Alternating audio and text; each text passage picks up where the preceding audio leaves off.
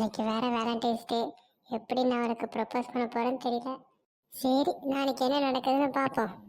டேய் மாப்பிள்ளை, இங்கே என்னடா பண்ணிட்டு இருக்கிற? மாப்பிள்ள இல்லடா, நான் ஒரு டீ குடிக்கலான்னு வந்தேன்டா. சரி சரி சரி, அப்புறம் லவ்லாம் எப்படி போயிட்டு இருக்குது?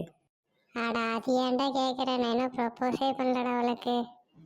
ஆடா பாவி, வேஸ்ட்டுடா நீ. எதுக்குமே லைக்கலடா, ஒரு ப்ரப்போஸ் பண்ண மாட்டியாடா நீ?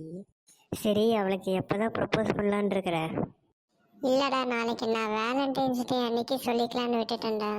சரி சரி, சீக்கிரம் சொல்லிடு, இல்லைன்னா வேற எவனா லவ் பண்ணிட்டு போயிடுவா. சரிடா. ம்.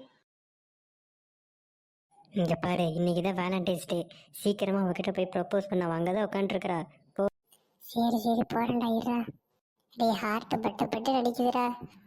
போடா டே, அதெல்லாம் ஒன்றும் இல்லை, போ போ. Hello, excuse me. சொல்லுங்க. இல்லை, உங்களை நான் ரொம்ப நாளாக ஃபாலோ பண்ணிட்டு இருக்கிறேன்.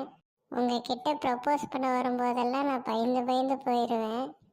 எங்கே நீங்கள் எனக்கு ஓகே சொல்லுவீங்களா மாட்டீங்களான்னு.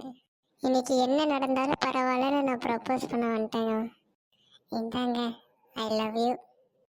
நானும் உங்களை பார்த்துட்டு தாங்க இருந்தேன், இன்னைக்கு பின்னாடி ஃபாலோ பண்ணிட்டு வருது. உங்களை எனக்கு பார்த்தோன்னே பிடிச்சி போச்சுங்க. சரி, நீங்களா வந்து எனக்கு ப்ரப்போஸ் பண்ணுவீங்கன்னு தான் நான் வெயிட் பண்ணிட்டு இருந்தேங்க. ஆனால் நீ வரவே இல்லை.